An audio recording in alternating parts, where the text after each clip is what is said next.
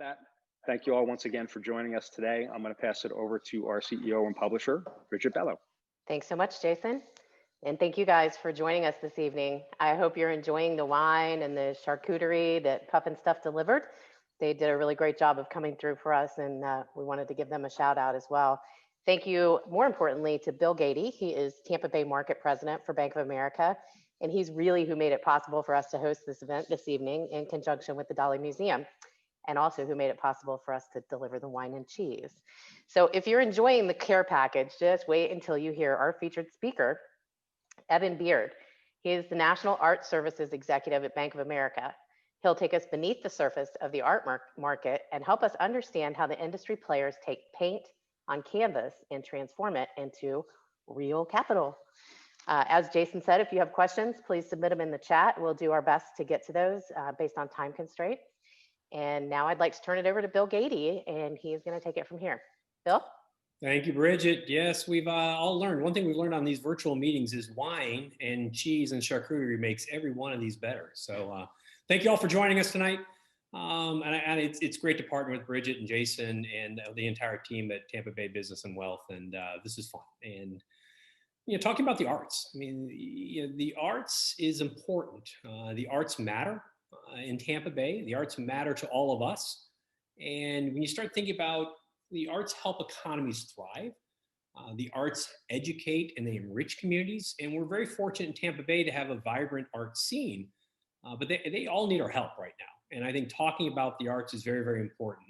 And we as a company, Bank of America, has supported the arts for a number of years, and we will continue to support the arts. And you could argue they need, as I said, they need our help more now than ever.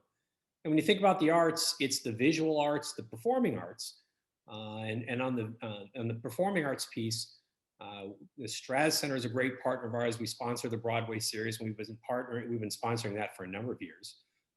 In Pinellas, you think about American Stage in the Park, and what a great program that is on the performing arts side. And then the visual arts, we have a great program called Art in Our Communities. Many of you have seen that, and that's where we have art that the bank owns that we lend to museums to display. And we've done that with the Tampa Museum of Art, the Museum of Fine Arts in St. Petersburg. And it's just a great way to take the collection of art and let everybody in the community see it. And that's really what art is all about. Art is about people being able to see it, look at it, see what they see, discuss it.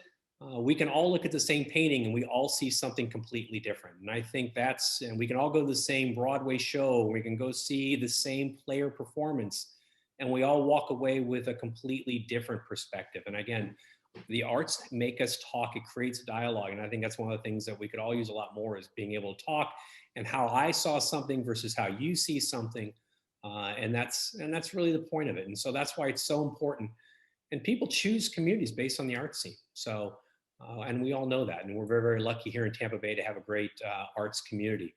And the goal tonight really is to kind of give you a glimpse maybe into the world of art that you don't always think about. And Evan Beard, he's our National Art Services Executive for Bank of America. And you talk about, as Jason said, the whole idea is, the title is How the Contemporary Art Market Really Works. And it's kind of getting a glimpse into what that looks like and Evan's background. And we're gonna hear more from Evan in a bit, and you'll get an opportunity to ask questions of Evan. And he is an expert in this field. And that's why we're thrilled to have him here. And I'll formally introduce him in a moment, and I'll read his bio, which is incredibly impressive. But before we do that, there's other ways we support the community. And you're gonna hear about one of those on the arts from Hank Hine and the Dali Museum in a video.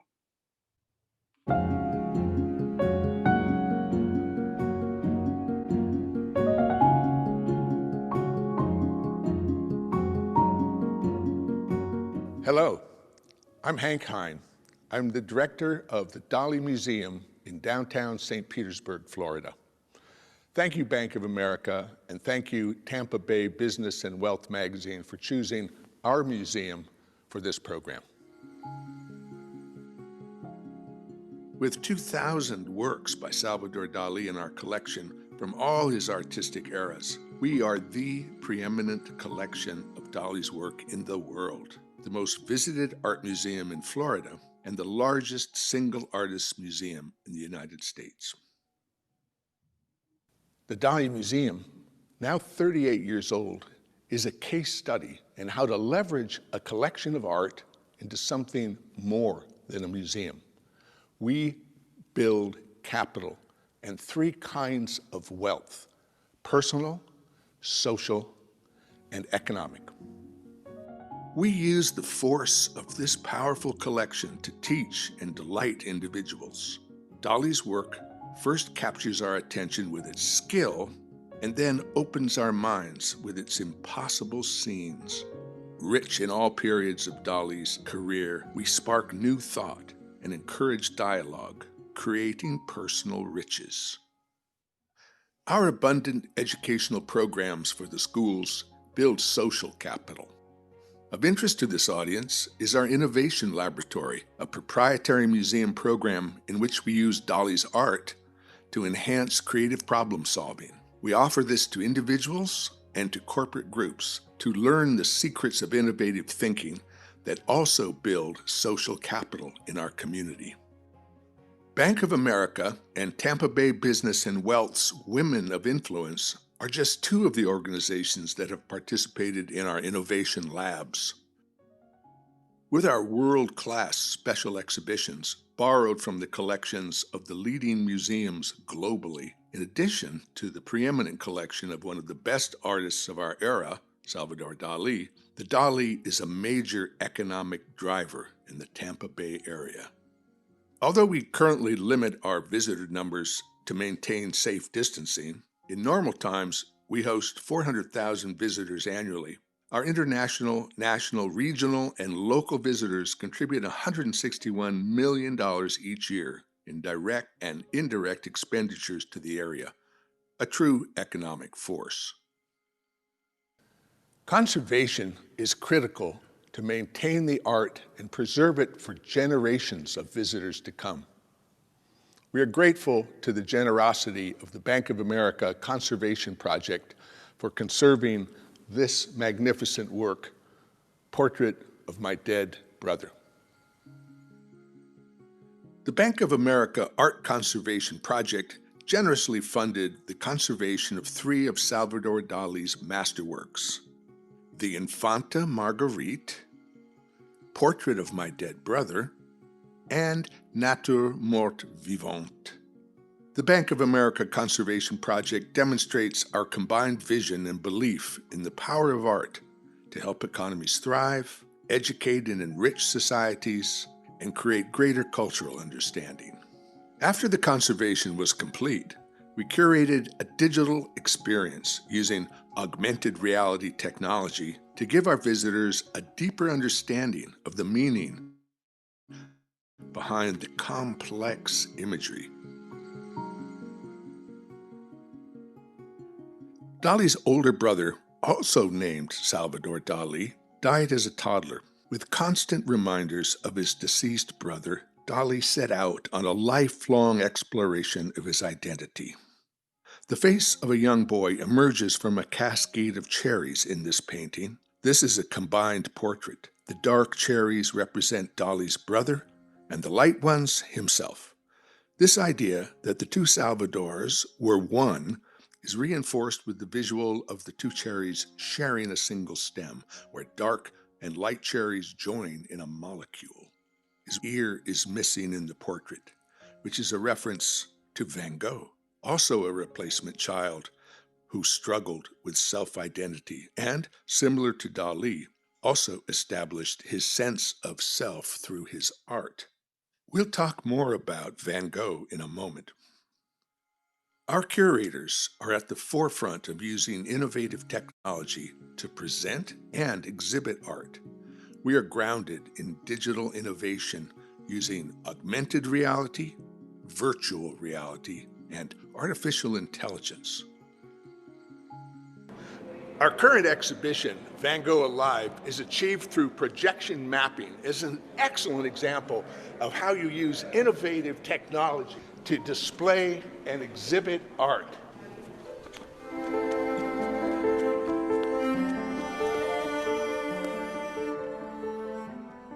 Van Gogh Alive is an excellent opportunity for you to experience groundbreaking awe-inspiring digital and interactive encounters with art.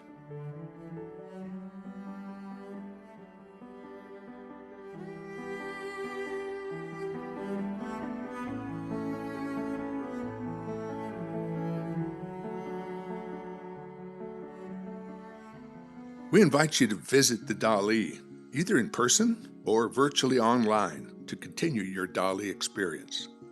Call for a private walk and talk tour and find out more how you and your company can get involved with building personal, social, and economic enrichment through a partnership with the Dali Museum. Art connects us to history and each other.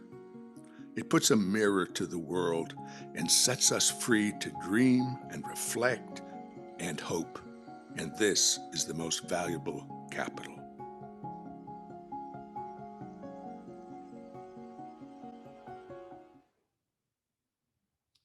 You know, I love that. You know, Hank's comment, art connects us to each other. And I think that's a great piece. I think we take for granted how lucky we are to have a museum like the Dali here in Tampa Bay.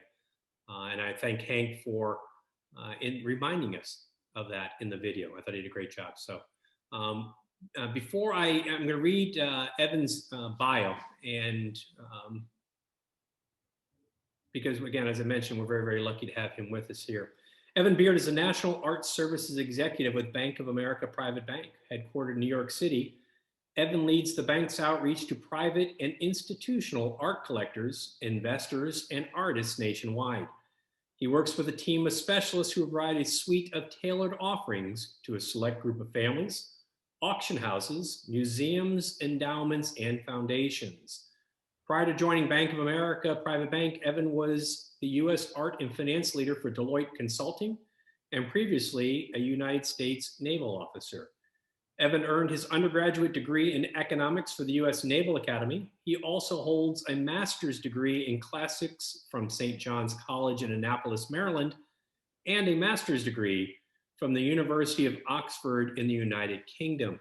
Before I turn over to Evan, I do want to offer a toast to all of you and thank you for joining us here. Thank you for your support of the arts and thank you for the interest in arts. So cheers and a quick toast. And I will turn the program over to Evan Beard now. Evan, it's all yours. Hey, thank you so much, Bill. I'm going to bring my little presentation up here and we are going to jump right in. So what brings us here is the Dali Museum, but I think we have an opportunity to look at something which is a very strange world. And you probably read a lot of the headlines and say, you know, you see the big numbers, you see the big pictures that make staggering sums, and you may say to yourself, is any of this rational? Are there rules that actually govern this market? Is this completely irrational? So what we're going to do is we're going to look at one of the hottest artists of the moment and unpack why in the last year and a half and how that artist has become valuable. And I think you could take from this some lessons and maybe even, you know, some insights to apply as you may want to collect art and, you know, enter these shark-infested waters. So just 5 days ago in Hong Kong, this painting came up at auction. It's by a Ghanaian artist named Umuako Buofo, who is 36 years old. It had an estimate of 100 to 200,000. Everyone expected it to go above that. And it hammered for $1.1 million. This is a staggering sum for a living, young, early stage artist. Why did that happen? 2 years ago, this artist was completely unknown. This artist was toiling away between Vienna and Accra in the middle of Africa. And he was not the toast of Art Basel Miami. He was not on anyone's buy list. And, you know, quite frankly, had no secondary market to speak of. You may think this is an interesting image. You may find it repulsive. You may find it absolutely beautiful. In any case, there's a reason and a story behind why an artist like this becomes a $1 million artist almost overnight. You know, it really starts just a couple years ago. I mean, he was a lawn tennis player. He was almost homeless. He had really no money. He was toiling away in as far away from the official art market as you could possibly get, Accra, Ghana. There were really no reason why you would visit Accra and really do a studio visit to an artist like this. But, you know, he had, you know, a backer, a local collector who said, you know what, I'm going to fund some of your art. I think you're doing some interesting things. But there was absolutely no connectivity to the art world. He had no gallery representation. And this is just 2 years ago. Anything he was making, you could have bought for $100. If you had $100 in your pocket, you could have gone into that studio and basically bought his works for what it cost him in terms of paint and supplies to make them. And then something happened. You know, all artists these days are on Instagram. Many of them introduce their works and gain a following. This has become really the front porch of the art world. And in many cases, this is the artist's now first opportunity to gain a following. What is interesting here is there are only a few people who matter when it comes to deciding whether this artist is actually good at art or not. And one of them just so happened to be one of the hottest artists of the moment, Kehinde Wiley. Kehinde Wiley is quite famous recently for doing Barack Obama's portrait, which is at the National Gallery. You may recall with the green background. He also is, you know, quite famous these days for doing these Renaissance style portraits of African Americans or Africans in these regal poses, and they've really gotten a following, and his prices have, you know, gone up. Well, you know, Kehinde found a Moako on Instagram, and he sent a note to 3 of his dealers. Kehinde's represented by 3 dealers, and all of them turned him down except for Bennett Roberts. Bennett Roberts in Los Angeles said, you know what? I don't love the work, but if you, Kehinde, feel there's something there, and if this guy's doing interesting things, I'll take him on. I'll bring him under my guise, I'll invest in him, and I'll hold a show for him. So just early in 2019, I think it was January, February, Bennett Roberts plucks a Moako out of complete obscurity and brings his art into his gallery and has the first exhibition of his works. He priced the works at $10,000 a piece. And I would ask all of you, if you can, to vote here. It's a behavioral economics problem that I want everyone to vote on. Problem 1, I offer you a choice, a sure gain of $10,000 or a 50% chance to gain 20,000 or a 50% chance to gain 0. Meaning you will leave here today with a sure 10,000, or you flip a coin and you could either get 20,000 or 0. What would most of you select? Pick A or B. Go ahead and I see some of the coming through. You're right. You know, most of you would go with A. Almost all of you. What about now? Let me. Okay. And when we do this vote, almost everyone chooses A. They like the guarantee gain. They don't like the chance of losing 0. What about this? I offer you a choice, a sure loss of $10,000 or a chance to flip a coin where you'll lose 20,000 or a chance to walk away with no harm, 0. Would you walk away today with a sure loss of 10,000, or would you go with the 50% chance to get back to 0? Go ahead and vote.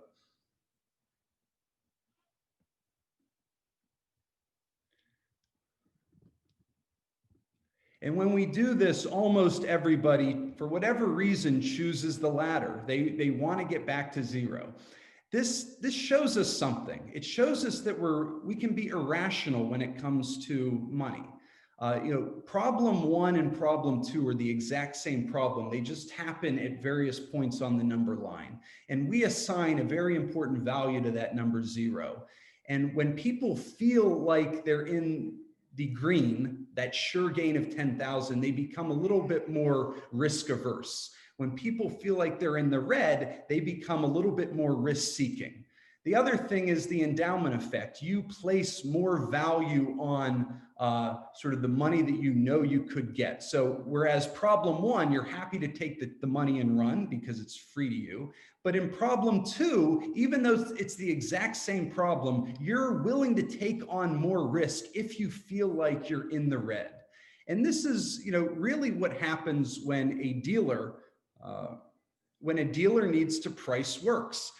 He is pricing these works because when he sells a early career artist in his gallery, it's almost a guarantee that you're going to lose money. So he priced these works by Emoco at $10,000 a piece with the expectation that you, the collector, are likely going to lose money on these things. So you are not actually making an economic purchase. You're making a pure aesthetic purchase, and you're willing to be a little bit more risk-seeking, knowing that you're going to be on the downside.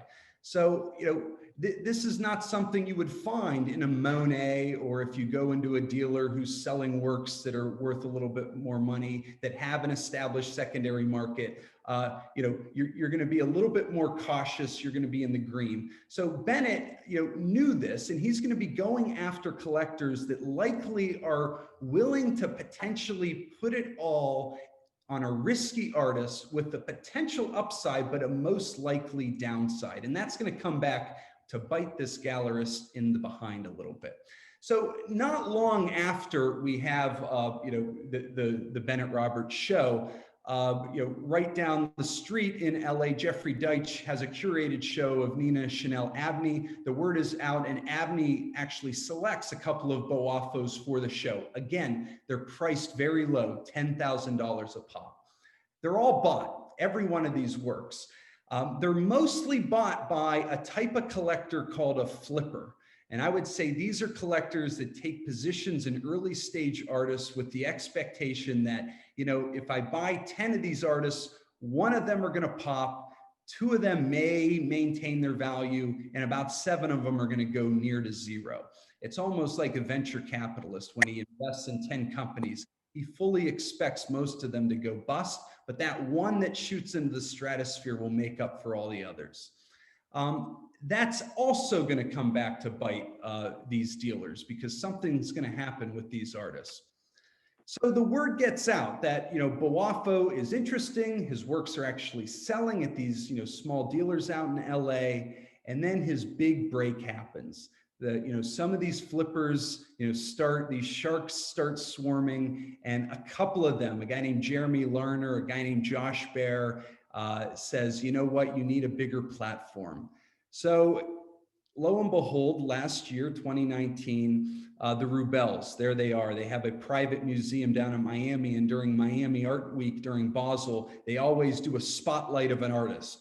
So they had Emoco spend the summer in Miami at the Rubel Museum, and he worked on a series of works to be unveiled at their new museum in Miami during Miami Basel Art Week. This was the coming out party for Emoco, and suddenly there's cultural capital aligned with his works. There's also social capital, because during Miami Art Week, he became the hot young thing and was rolled out at dinner parties, and a lot of the other hot artists of the day were brought together, and some of his early dealers, there's Jeffrey Deitch, and you had Bennett Roberts. They did a dinner at the Faena, which is a new hotel right on Miami Beach. And you had, a lot of the art world glitterati there, some of the early stage collectors meeting him. They were putting him in a context of saying, look, this is our opportunity. Let's introduce him to, the collectors who matter, some of the dealers. And at the same time, his second dealer, he had hired a second dealer to sort of diversify his own risk, Marine Ibrahim, which is a really hot young dealer in Chicago. This was a value signal to the market. So Miami Art Week last year was really important for this artist. It established his social cachet, his cultural capital, and there was a value signaling mechanism by having a new dealer who was really aligned with a lot of hot young artists. And it was a message to this, cruddy contemporary art world that, look, he now has the right dealer. this guy's going somewhere and we better get in line and get on that buy list. So last year, it was a big move for this artist. So there is Maureen Ibrahim's gallery presentation, and she has an issue now. Suddenly, he's super hot. And so there's demand that outpaces supply. So I want you to understand, when there's a big demand spike for an artist like this, the artist could do two things if you think of classical economics. The first thing she could do is price his works into the stratosphere to make up for the high demand. Instead of charging 10,000, let's charge 100,000 a piece. She probably could have sold all of these for 100,000 a piece. But she does not want to do that. She doesn't want to overheat this guy's market. She doesn't want to sort of drive his prices in the stratosphere where they could pull back too early in his career, because that will spook his market. So what she does is she has this supply-demand disequilibrium. It's almost like online dating. If any of you have been online dating in your life, online dating has a problem. About 5, for men in particular, not for women, but for men, the desirability of people who are online dating. There was a study done, and they found that almost like 3% of the overall profiles get like 25% of the overall views. So if you're online dating, there's a problem, because the universe of men, there's a small sliver of it that is attractive to the universe of women on there. So you have this supply-demand disequilibrium in online dating. The same thing is true for a dealer who has a hot young artist. So in the same vein, the dealer recognizes there's an anchoring problem as well. There I am, you know, decent looking guy, but when you line me up next to this guy, suddenly you see I have a receding hairline, you know, I'm not as attractive, I got this paunchy face, you know, so there's an anchoring issue. So the dealer does a couple of things that are smart. They need to place these works with tastemaker collectors and art institutions so they can control the market. So they do something called selection bias and price discrimination. So if I were to go try and buy a work by Amwako Boafo at Mary Ibrahim's gallery at Art Basel last year, I would have paid a lot more than if the Museum of Modern Art. So they try and place the works with taste-making collectors that will send a message out into the art collecting community that, hey, the right collectors are buying this artist, or you try and place the works in art institutions, which essentially removes those works from the market, and you'll have more control over the market. So Maureen Ibrahim, almost like an online dating situation, says, I need to price discriminate, and rather than sell to the homon and the decorators who are in it for the status or the money or the aesthetics, I need to place these works with important collectors and art institutions so they don't come back on the market. And that's exactly what she did. Here is one of the works that she actually placed from her booth, and it was bought for $44,000 by the city of Miami. Jay-Z tried to buy this painting, and he offered a lot more. So she's underpricing these works, even though there's demand for these works that outpaces the supply. And she's trying to place these works at an artificially low price with collectors or buyers or museums that are likely not going to bring them back onto the market, so she can control the actual price movement of this artist's market. But there's just one problem. Remember back to those early purchases and those early sales when they were trying to sell them at a very reduced price at 10,000 because he wasn't anybody. A lot of those had already made their way into the market. And we'll look at the effect of what that is. So I need you all to vote again here. Suppose you buy a bottle of wine for $20. The wine now would bring $75 at auction if you were to sell it. You know, you don't need to sell it, but it would bring $75 at auction. You decide to drink it one night. What is your feeling of the cost of you drinking it? Is it zero because you paid for it a long time ago? Is it $20, which is your sunk cost, basically what you paid for it? Is it $20 plus a little bit of interest? Is it whatever you could get at auction? Or is it negative 55, meaning, you know, look, I get to drink a $20 bottle that's now worth 75, and this is $55 worth of pleasure for me. Why don't you choose? If you're in that situation, what's your feeling of the cost of that bottle? Pick one.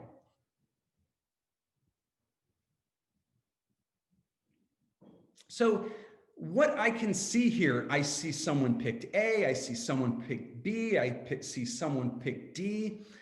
And you're right, we are not always rational. We have different conceptions of value. For some of you, it's the 20 bucks, that's my sunk cost.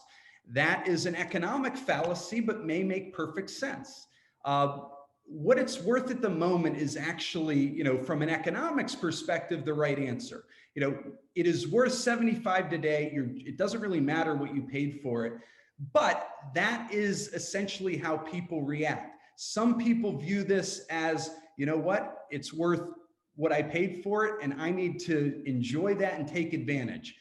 Some people are saying, I don't really care. I'm going to drink it, and what it's worth isn't. So those early purchases of these works, there was a group of folks who bought that artist for $10,000, and suddenly after last year's Miami Basel, they knew that those works were worth a lot more. And you know, now is the time to sell. Their conception of value is very different. So the craziness started happening in February. The first Boafo comes to market, and there it is. We can take a look at it. Anyone guess what? You can vote again. Anyone guess what the value was? They put a 30 to 50K estimate on it, and lo and behold, it go ahead and guess. Put what number do you think it sold for? You can type it in, or you could think in your mind. So that 50K estimate is a few things. One, it's called a marketing estimate. This was the first lot in the sale. So the auction houses are doing a few things. The first thing they're doing is they are trying to entice you to buy it and get people interested, knowing it's going to sell a lot more from that 50K. But they're pricing it in line with what the dealer was pricing it at. The second thing they're doing, it's called a momentum lot. It's the first lot of the evening, so people are going to feel, if it sells above that high estimate, that the market is great and now's the time to buy other works of art, and it's a momentum lot. And it's not unlike what your Economist magazine does. So if you were to open your Economist magazine, if you happen to get it, and open it to the subscription section, 5 years ago, this is what you would have found. You could buy an online only subscription for $59, or you can buy a print and web subscription for $125. When they had that at the front of their magazine, about 68% of buyers only bought The Economist online. Only 32% actually bought, you know, the print and web subscription.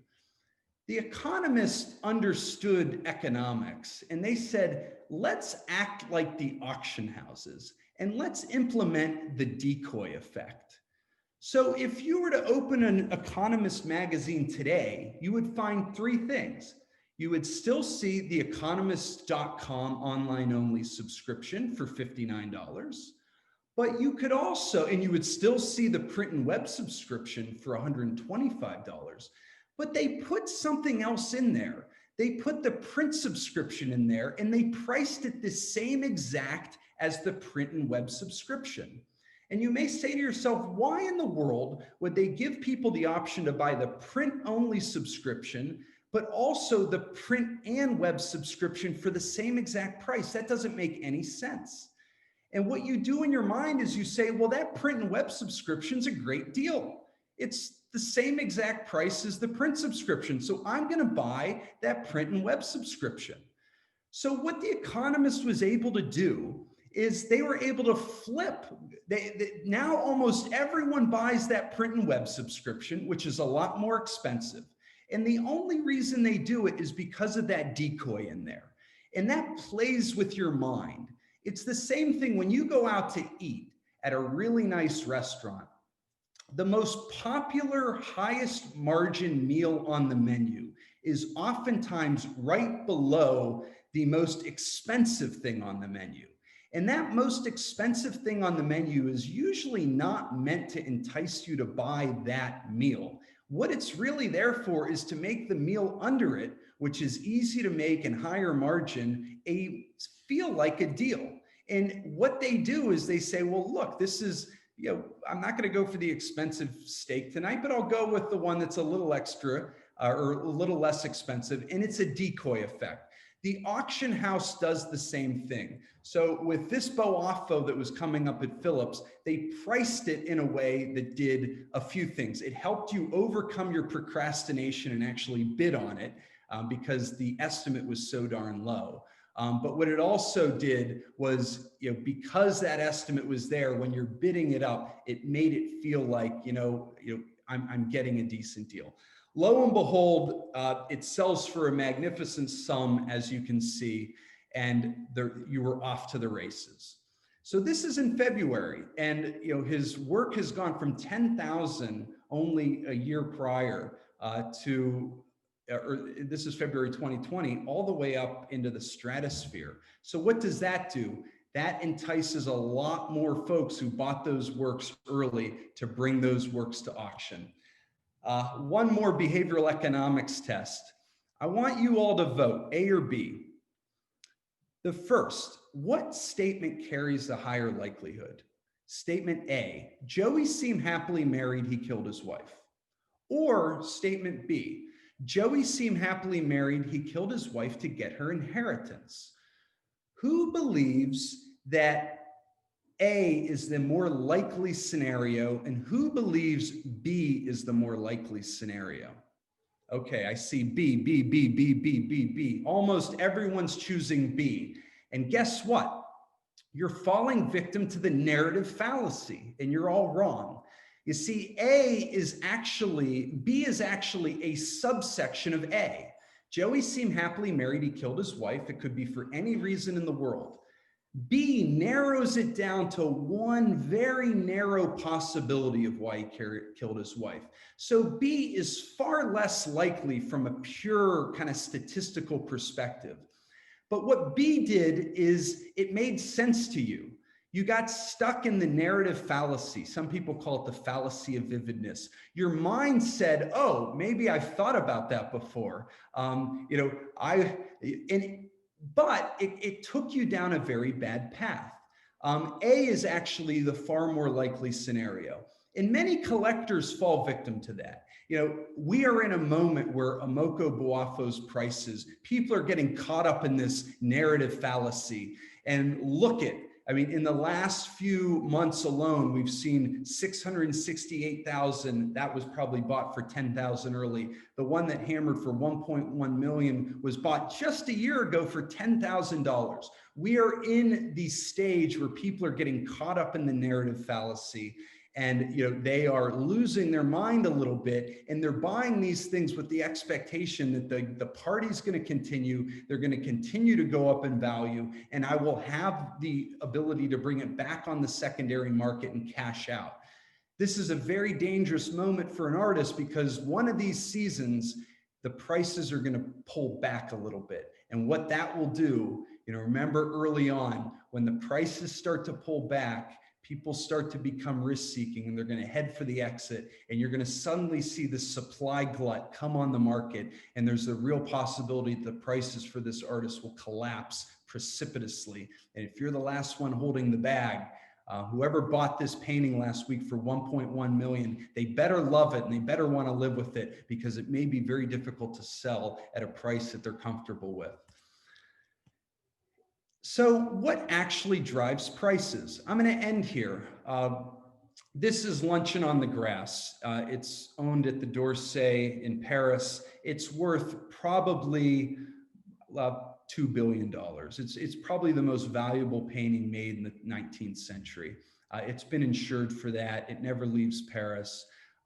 Why is it so valuable? Well, this was the artist that influenced, basically everything that came after it, Cézanne and Picasso. And, this Cézanne ultimately influenced the most important work in the 20th century. This is at MoMA, the La Demoiselle d'Avignon. Its value, MoMA's been offered $1 billion for this picture. Not because it's beautiful, not because it's actually a picture of a harem of women with African masks on. Some people may find it to be completely repulsive, but what it is, it was the most influential painting of the 20th century because it influenced everything after it.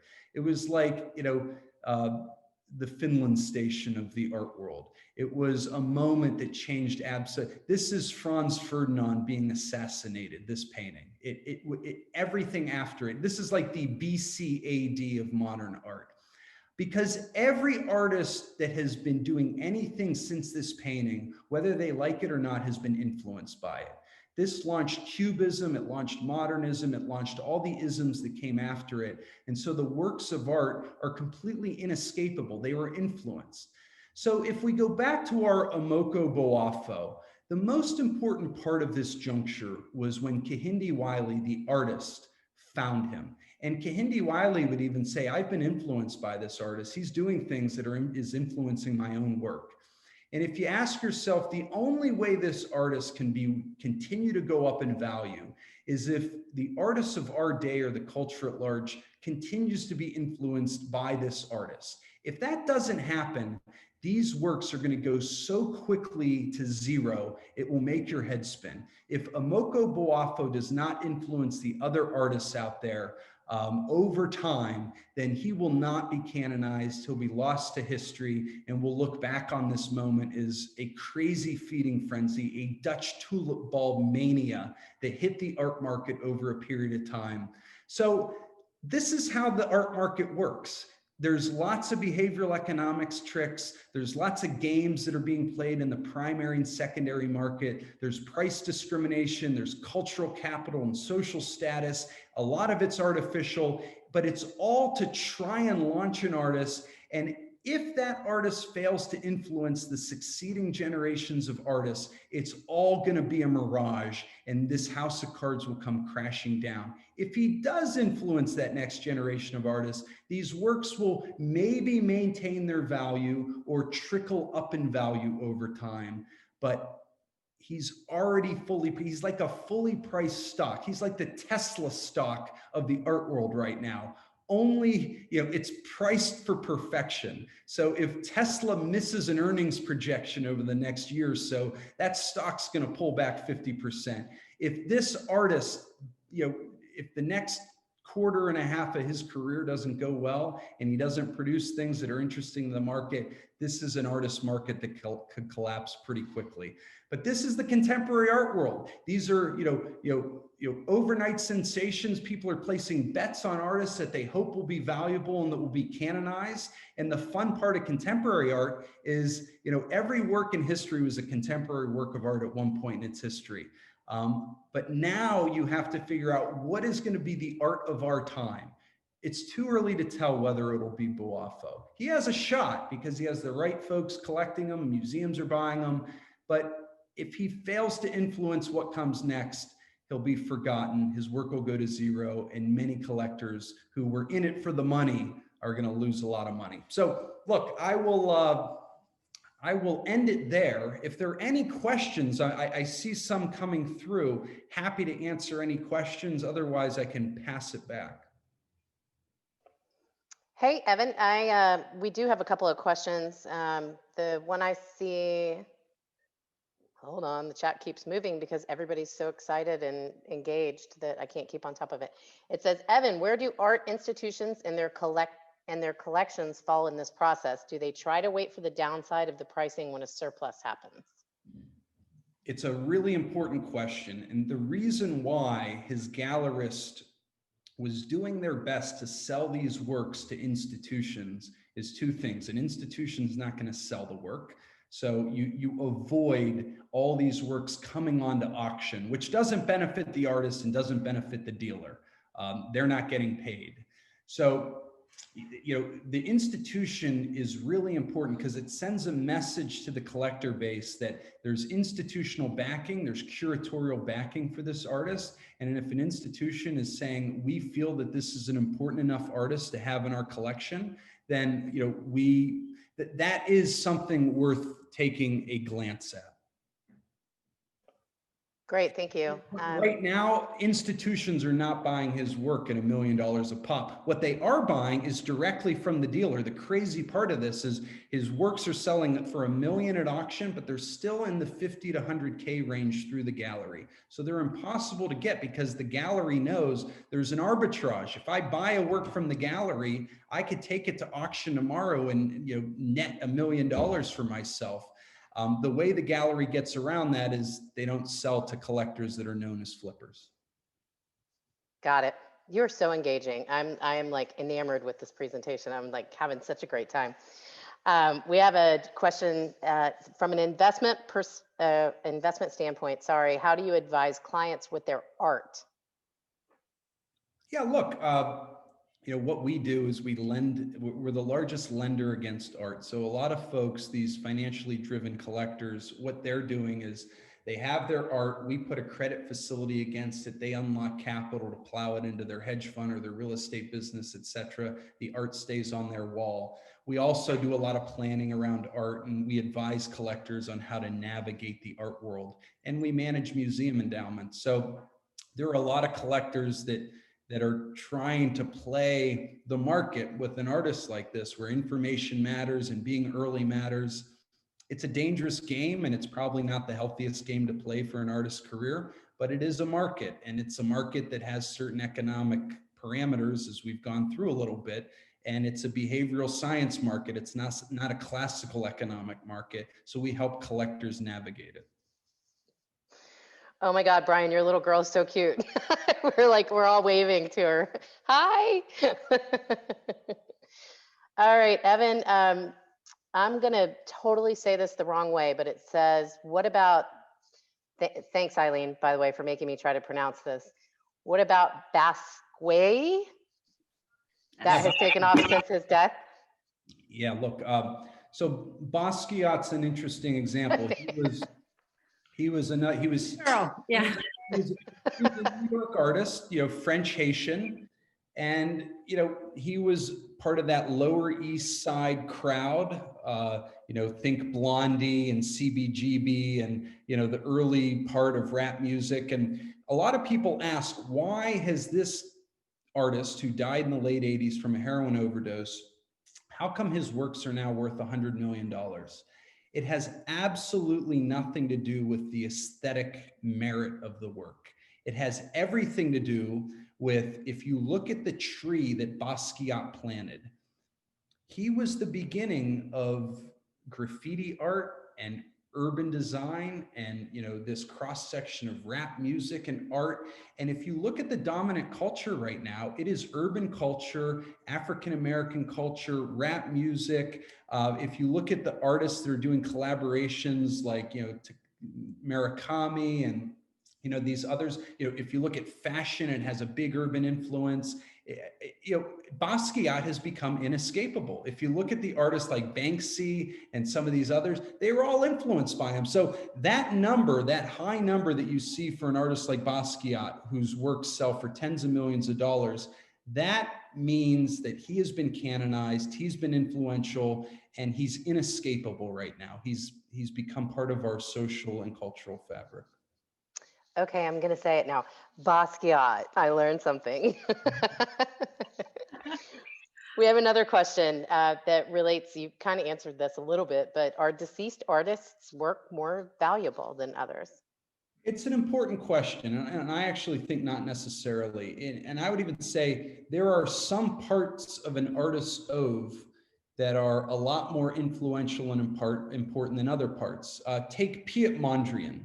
If you've ever seen Piet Mondrian, you can Google him. He did these very modernist, 4-color works of like, you'd see a white background with a black stripe and sometimes a little bit of red, very minimalistic.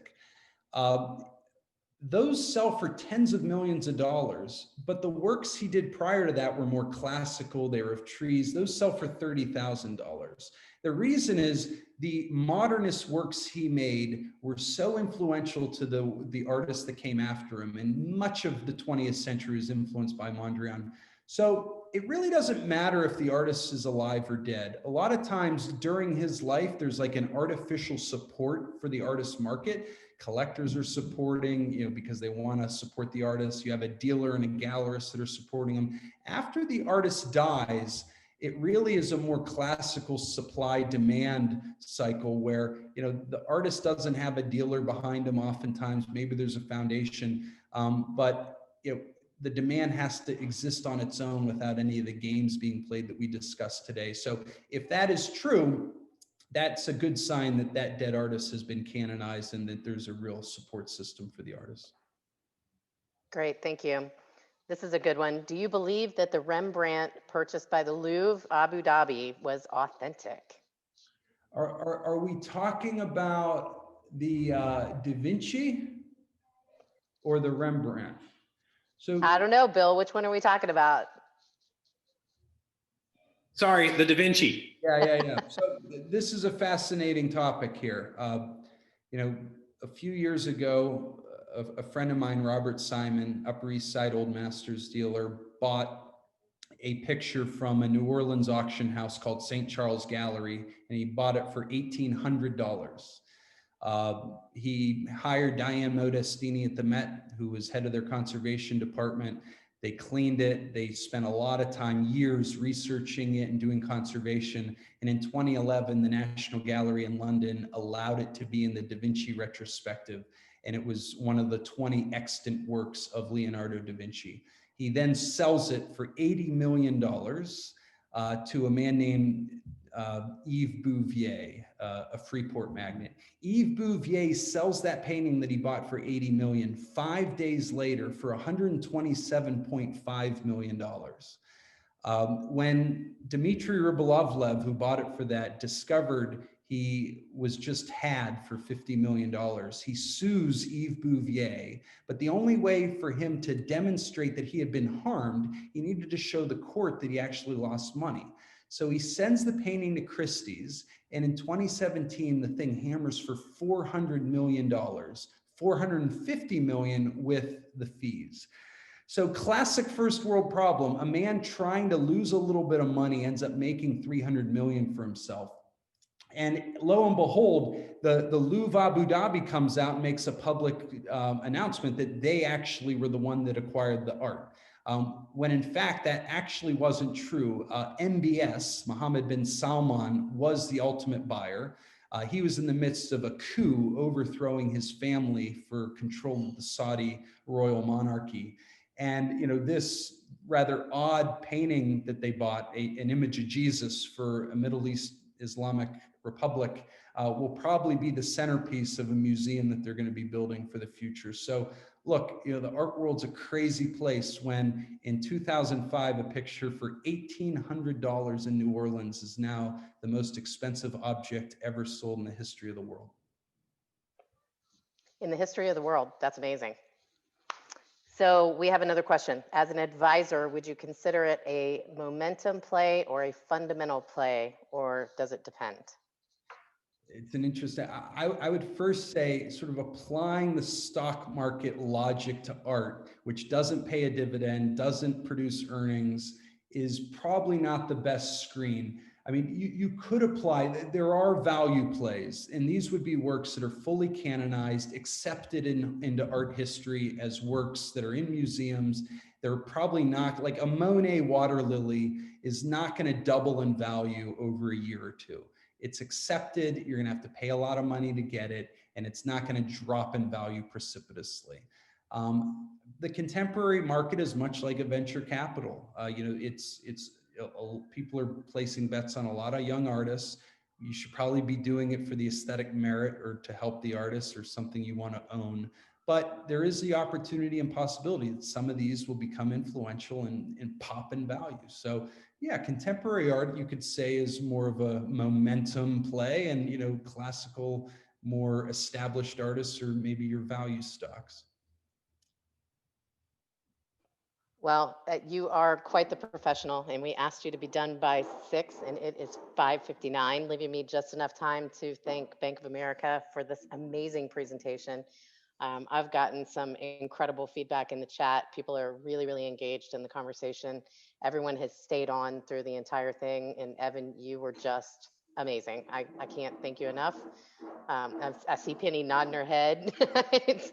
and Feel free to email me. I mean, I'm at evan.beard@bofA.com. And if you have questions, feel free to shoot me a note.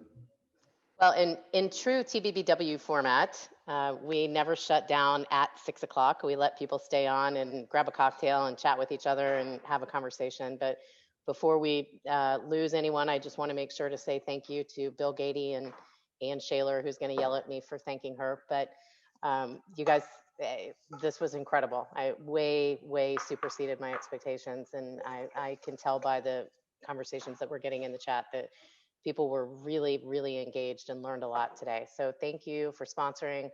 I don't think anyone from Puff and Stuff is on here, but they did a great job. They came through. Really appreciate their partnership, and of course the Dali and the commitment that they made through the video that they recorded, and their team that joined us tonight that's been on the call. So can't say enough. Thank you guys very much. The rule follower, Jason Baker, typically opens everyone's mics at this point and lets you guys talk to each other and network. And we think that's part of what really makes our event special virtually. So thank you again, Bill and Bank of America, the Dali, Puff and Stuff, and Evan. You were amazing.